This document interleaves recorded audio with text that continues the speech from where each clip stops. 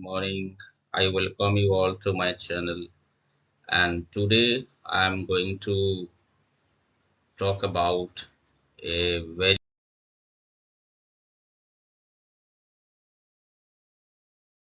very important topic, that is child labor.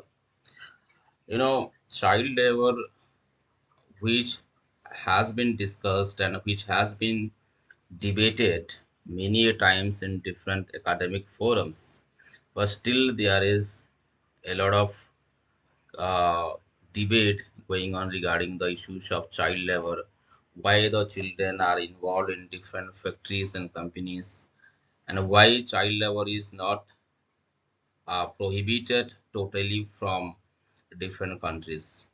So there are many countries which are involving children in their activities, but the child labor situation is found in many countries, but the situation of children, especially in different factories and companies, is very, very worse. So, if you look at the situation of children, for example, the street children or the slum children, they are most of the times the victim of child labor. Now, let us first try to understand what is the definition of child labor and why child labor is a topic that needs to be discussed. So, there is also a difference between child work and child labor. Sometimes child work is encouraged, but child labor is strictly prohibited all the time. Now, what is child labor then? What kind of situations, if a child faces, we shall consider it as child labor? One of the definitions has been given by International Labour Organization, or ILO. Child labor includes children prematurely leading adult lives, working for long hours for low wages, under conditions damaging to their health and mental development, often separated from their families, frequently deprived of meaningful educational and training opportunities that could open up for them a better future. If we critically examine this particular definition given by International Labour Organization, child labor includes those children who lead the lives of an adult and they are involved in low wages, they work for long hours, and they are not properly paid for their work. The conditions under which they work, that is very much detrimental, that is very much damaging to their health, to their mental development, and in other words, we can say that the situations of the children in this environment is very much detrimental to their physical, mental, and social development. The children are most of the time separated from their families when they work under such situation. The children often engaged in different factories and companies. They are, frequently separated, and they are deprived of getting educational facilities and training opportunities which could provide them a better future. So the issues of child labor is very, very important in the context that the children who are involved in such factories, such industries are very much deprived of their opportunities. In spite of the Right to Education Act, in spite of the Prohibition of Child Labor Act, if you look at the situation of India, many children are still working in different hazardous conditions. So the issues of child labor has to be discussed, has to be debated in different platforms so that some kind of solutions should come to stop child labor. So child labor, uh, if we look at the different characteristics of child labor, the first one is child labor is about employing children of tender age who have not completed 14 years of age. So a child is defined in India as someone who is below the age of 14 years. So if any child who is below the age of 14 years is employed in any factories or companies or household activities, then that case may be considered as child labor. Secondly, in child labor, there is heavy exploitation of children, which affect very adversely the physical, mental, emotional, and social development of children. There is huge exploitation of children, and this exploitation leads to their physical, mental, emotional, and social, you know, we can talk about uh, their underdevelopment of physical, mental, emotional, and social scenario. This affect this affect the physical development. This affect the mental development of the child. The child level also affect the emotional and social development of the child. So we can say that child labor is detrimental to all-round development of a child. Then the children who are working at child labor, they are also deprived of the right of the health, education, and happy childhood. It is very important that every child must enjoy a happy life.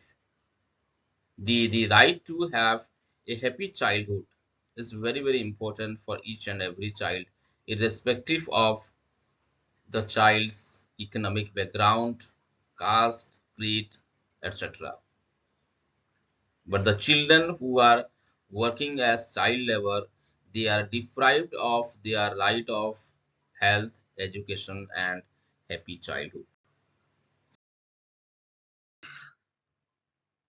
Now, who are involved in child labor? Why a child is working as a child labor? This is a big debate. This is a big issue. Why a child is involved in child labor? Whether the environment is responsible, the economic condition of the family is responsible, the situation of the industries and factories are responsible. There are a lot many factors which pushes a child to become a child labor. But if we look at the children, particularly who are involved in child labor, there are certain categories of children who are mostly found as child labor. The first one is street children.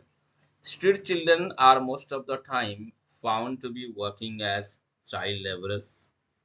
Then orphan children, the children who have lost their parents, who do not have parents, they are sometimes bound to work as child laborers. Then the dropout children, the children who have stopped going to school, those children sometimes engage into work, and from a tender age they start working and they become child laborers. One of the categories of the children who are working as child laborers is migrant children. The children who migrate with their parents to other states or to other district, they work as child laborers. The children who are particularly working in bricks making, these children they face various kinds of difficult situations, difficult circumstances. when they travel with their parents as migrant children. And at the place of destination also, they are engaged in different activities from a tender age, but they are not paid for their work. So this is another category of children who are engaged as child laborers. Disabled children, the children who are, we can say, alternatively abled, in spite of using the word disabled, rather I would prefer to use the term alternatively abled children. And these children are also becoming child laborers, the victim of child labors because of their, we can say, disability. The children are sometimes abandoned by the family members itself, and they are forced to work as child laborers. Another category of children who are found most often as child laborers are the slum children.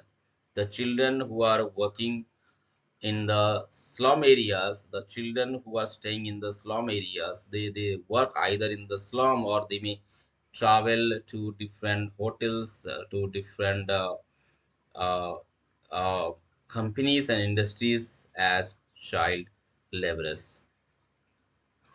So these are the categories of children. And another categories of children who are also becoming child laborers, they are the children affected by natural calamities. Natural calamities like flood, drought, earthquake, when they are affected by such natural calamities, they are also forced to work as child laborers. So street children, orphan children, dropout children, migrant children, disabled children, slum children, and children affected by natural calamities are the categories of children who are mostly found as child laborers. Now, when there are child laborers, there are various causes of child labor. Why a child is becoming a child laborer? It has been debated and discussed, but there is no such concrete one cause or two causes which are responsible for child laborers. Rather, there are various causes which are responsible for child laborers, why children are becoming laborers. And one of the important causes is poverty.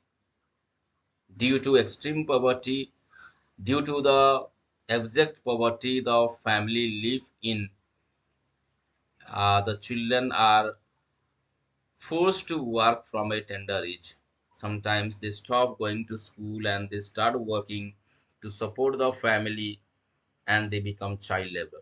So the economic condition of the family as well as the economic condition of a state or of a country is highly responsible for child labor issues. Secondly, ignorance and low education. Because of the ignorance of parents as well as the child, and because of the low education of a child, the low education of the family members, of the parents, there is child labor. Because the parents are not aware about the rights of the children, they are not aware about the existing laws, and because of which there is also increase of child labor. Then in large families, sometimes the children are also forced to work from a tender age to support the family. Poverty is important to find out the causes of child labor. And in large families, particularly, the children are sometimes forced to work from a tender age and gradually they become the victim of child labor.